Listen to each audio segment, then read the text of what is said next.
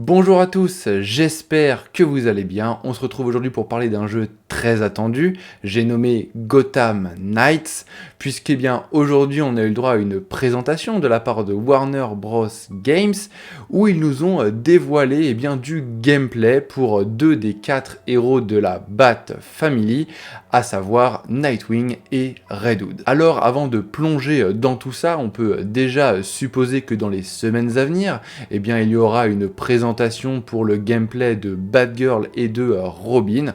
Voilà, on devrait avoir plus d'informations dans les semaines à venir et bien évidemment, on vous tiendra au courant. Mais c'est le moment de plonger dans les rues lugubres de Gotham City, alors installez-vous confortablement. Gotham Knights, nous voilà. Alors, très rapidement, sur le gameplay de Nightwing, on pouvait s'attendre à quelque chose de très aérien, de très virevoltant.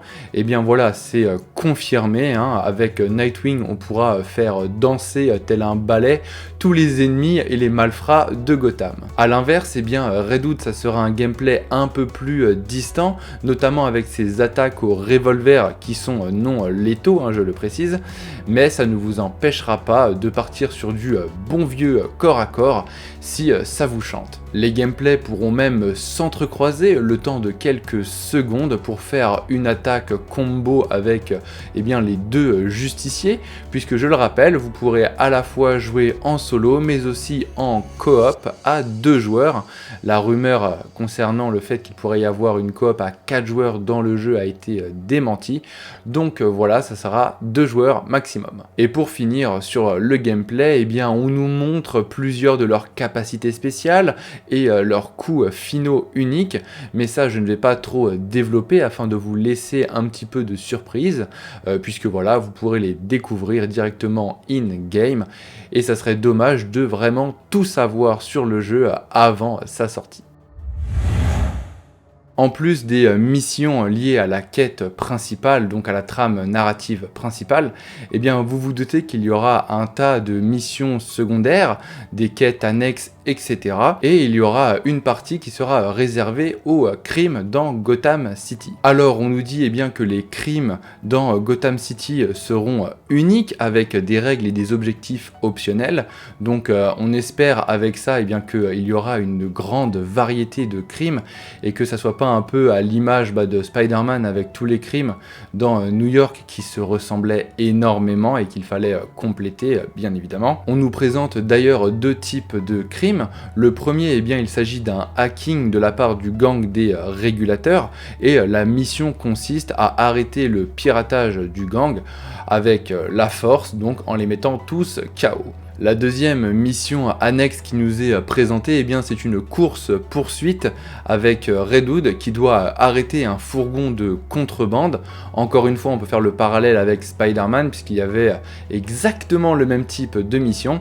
Donc on espère, bien évidemment, ils n'ont plus en présenter que 2, mais qu'il y aura une grande variété de crimes, de missions annexes, pour que ça soit pas lassant pour le joueur une fois qu'il l'a fait 1 ou 2 fois et qu'il doit le répéter un nombre incalculable de fois pour terminer tous les quartiers, tous les secteurs. Donc voilà, on espère que ça sera très varié. Au Bifroi, donc au QG de la Bat Family, vous pourrez vous rendre à l'atelier et dans cet atelier, vous pourrez améliorer votre équipement. Et c'est là pour moi l'une des plus grandes forces du jeu par rapport à la saga des Arkham, c'est son crafting. Parce que matériaux de fabrication et plans d'armure seront au rendez-vous, chaque plan apportera des statistiques différentes et on pourra donc se constituer l'équipement que l'on souhaite en fonction de la mission à aborder.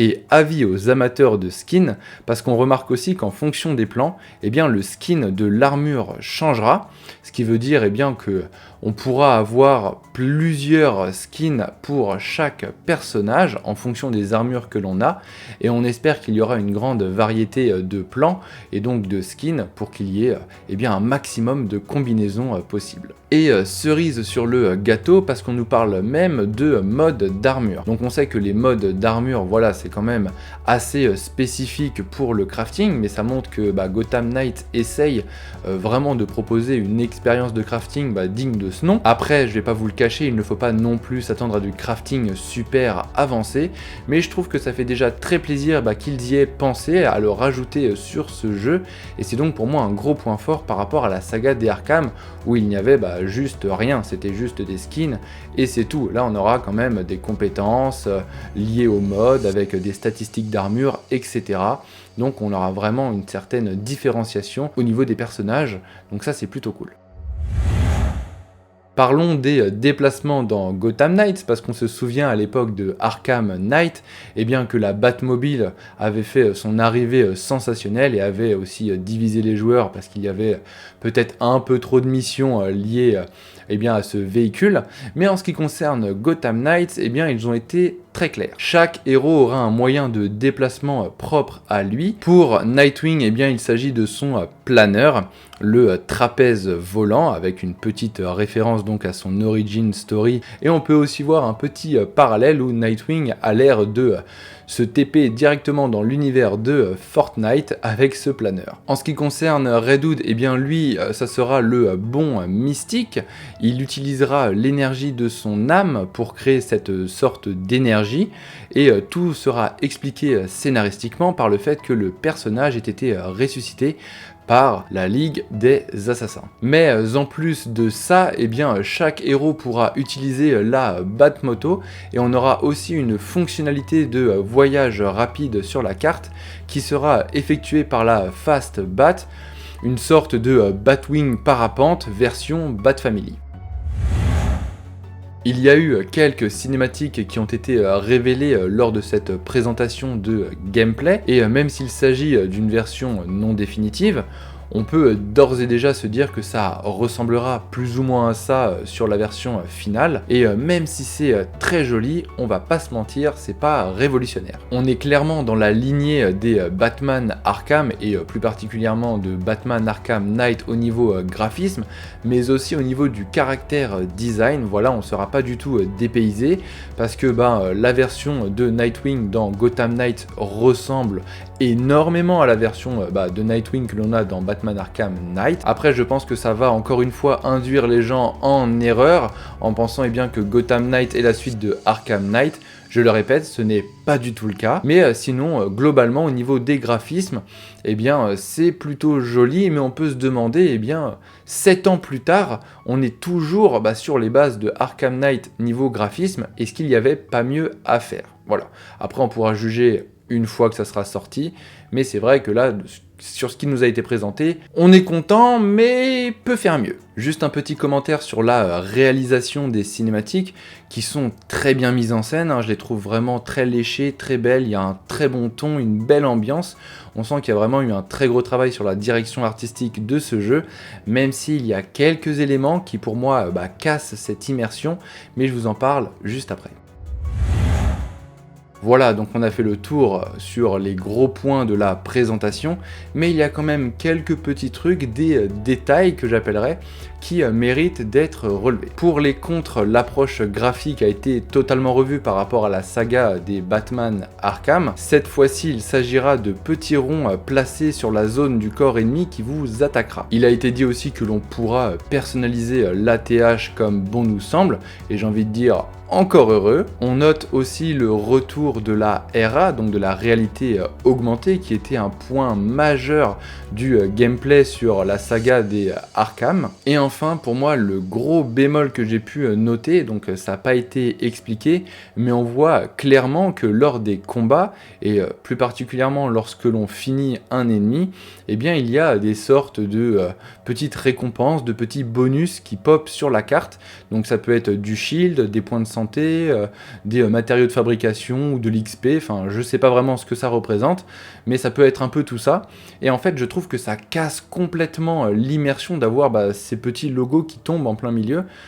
Voilà, j'ai l'impression que dans Batman Arkham Knight par exemple, eh bien c'était beaucoup mieux géré, ça s'affichait autour de l'écran, sur la TH ou ce que vous voulez, mais c'était pas directement dans le jeu. Alors que là ça pop directement sur la map et je trouve que ça casse un peu l'immersion, et ça rejoint ce que je vous disais tout à l'heure sur le fait que la réalisation, la mise en scène, la direction artistique est vraiment très très bonne, et le fait d'avoir ces petits logos qui pop sur la map, moi je trouve que ça casse un peu cette immersion. Donc voilà, est-ce que ça va changer ou non? À voir, hein, c'est pas encore terminé, sachant que j'ai relevé un dernier petit détail par rapport au premier trailer de gameplay. Eh bien on pouvait voir une barre de vie pour les ennemis, notamment lors de combats contre Batgirl, et là j'ai l'impression qu'ils n'ont plus du tout de barre de vie. Alors est-ce que ça a été complètement modifié, ou est-ce que ce sont en fonction de l'endroit des ennemis, etc., qu'ils ont une barre de vie ou non? Bon, moi je pense que c'est plutôt le fait qu'ils se sont dit la barre de vie c'est peut-être pas fou, donc on va peut-être l'enlever pour rester un peu dans la version et dans la lignée des Arkham. Donc voilà, en tout cas j'ai trouvé ça assez surprenant, le fait qu'ils ne le mentionnent pas. Donc voilà, à voir par la suite. Maintenant qu'on a fait le tour des nouveautés de Gotham Knight, il nous reste une dernière question à traiter, à savoir, mais sur quelle plateforme est-ce qu'on va bien pouvoir y jouer?